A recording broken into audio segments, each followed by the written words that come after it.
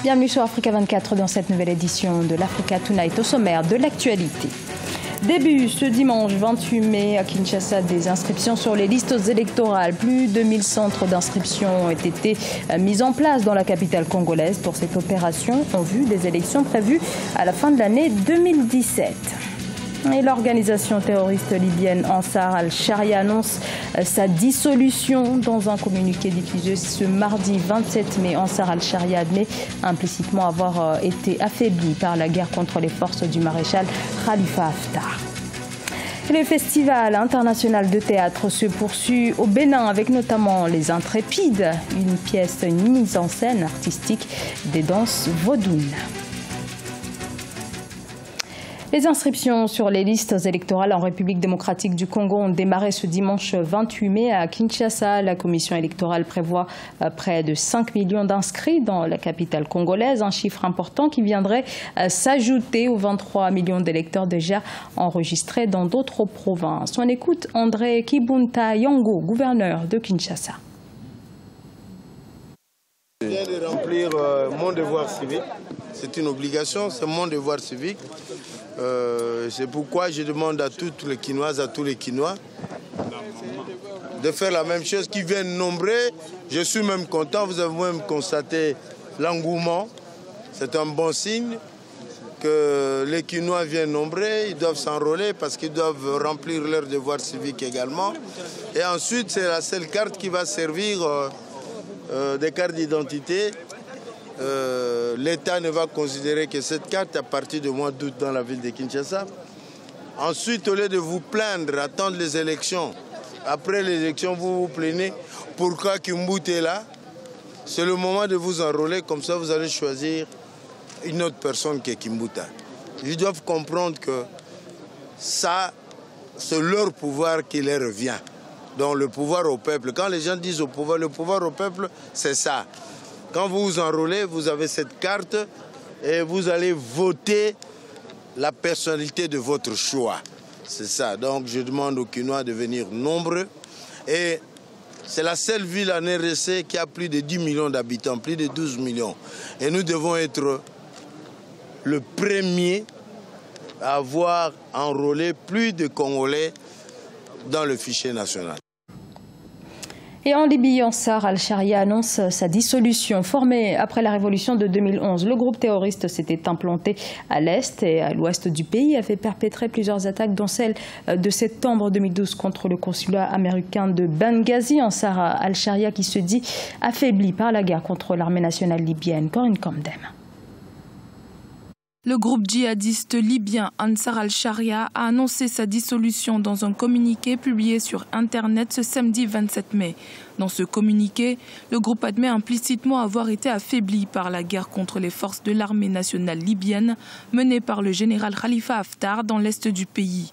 Une dissolution qui ne serait pas pour autant réellement synonyme de progression dans la lutte contre les groupes terroristes dans le pays en crise depuis maintenant 6 ans. Je ne pense pas que il y a un grand effet à cette dissolution de ce groupe. C'est tout à fait la même chose avec le groupe tunisien d'Ansar al-Sharia qui devient Daesh. Ce groupe est terminé depuis 2014. Surtout après la mort de son fondateur, Azhawi, qui était tué à Benghazi. Le groupe terroriste a essuyé de lourdes pertes tant au sein de son commandement que dans les rangs de ses combattants au cours de ses confrontations avec l'armée nationale libyenne. Une importante partie de ses membres ont également prêté allégeance à l'organisation État islamique. Le problème pour l'armée nationale, c'est pas que les organisations terroristes. Il y a d'autres organisations comme le groupe compétent libyen qui contrôle la moitié de Tripoli, bien sûr, de M. Belage. C'est vrai que Ansar al-Sharia, ils ont disparu maintenant, mais leurs membres, ils sont toujours actifs. Les terroristes sont là, ils changent de nom, mais ils sont toujours là, à Tripoli, et ça pose beaucoup de problèmes à l'armée libyenne de démanteler, les organisations terroristes, et deuxièmement, tous les milices hors de la loi qui ne sont pas affiliés à aucune force centrale qui agit à leurs intérêts. Loin d'être un signe de victoire pour les forces du général Haftar, cette dissolution annonce surtout un renforcement de l'État islamique. L'armée nationale va devoir faire face désormais à la branche libyenne de l'organisation terroriste, dont l'effectif ne cesse de croître. En Algérie, 2 jours seulement après sa nomination, le ministre du Tourisme, Messaoud Benagoun, est limogé par le chef de l'État Abdelaziz Bouteflika. Âgé de 37 ans, celui qui était le plus jeune ministre au sein du nouveau gouvernement était sous le feu des critiques depuis sa nomination pour son passé judiciaire. L'ex-ministre, dont le parcours universitaire serait par ailleurs également remis en question. Le secteur informel génère chaque année des millions de dollars. Il emploierait aujourd'hui près de 70% de la population d'Afrique subsaharienne. Des pays, à l'instar du Rwanda, tentent d'élaborer des stratégies pour formaliser ce secteur ô combien crucial pour l'économie. Reportage fraterne Ndasia Sienga. Nyabugogo, l'un des quartiers les plus animés de Kigali au Rwanda. Nous sommes ici à la gare routière internationale de Nyabugogo. Le fief du commerce informel évident, pratiqué pour la plupart par des femmes, toujours vigilantes pour échapper à la ronde policière. Nyirabambogo Marthe a exercé pendant plus de 40 ans ce commerce informel.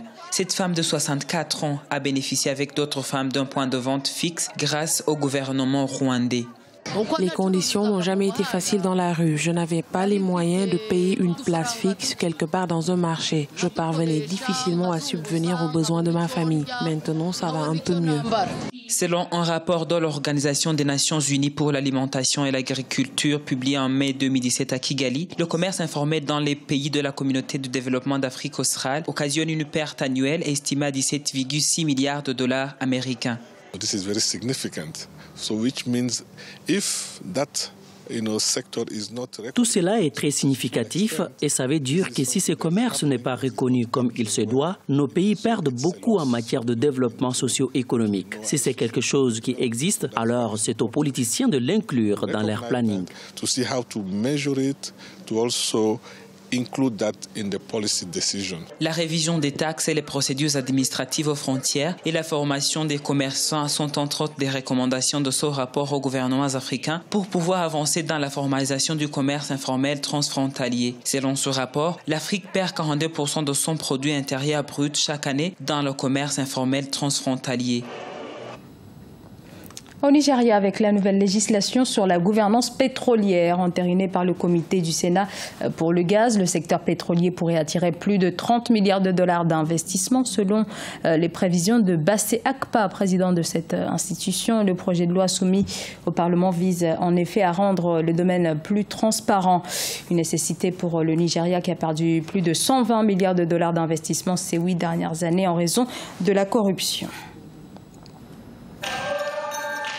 Au Bénin, la compagnie Achakata promet les danses culturelles endogènes. La troupe s'est révélée au public sur la scène du Festival international du théâtre du Bénin à travers ses spectacles de danse traditionnels intitulés Les Interpides. Cette création constitue un hommage aux prêtresses de différentes contrées du pays. Ces femmes, elles sont des religieuses traditionnelles. Elles sont des vaudoucis, comme nous le disons, mais qui sont vraiment très formidables.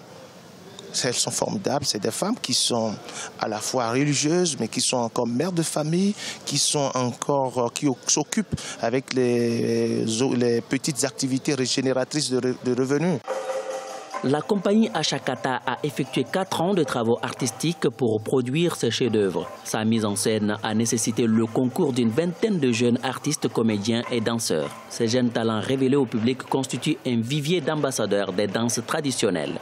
Mes projets dans les médias, c'est percer à l'international, me hisser à travers certains festivals à l'étranger pour quand même dire que nous existons aussi. Nous essayons de faire un travail et si les gens aiment, ça pourrait quand même nous porter haut, porter l'étendard culturel du Bénin un jour au firmament et aux côtés des autres peuples, des autres nations.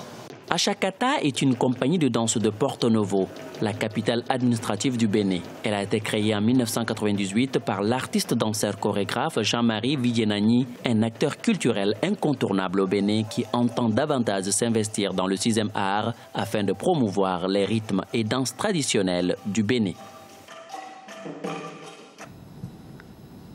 Ce journal a été réalisé par l'ensemble de la rédaction. Merci à vous de l'avoir suivi. Dans un instant, une nouvelle édition de l'actualité sur Africa 24.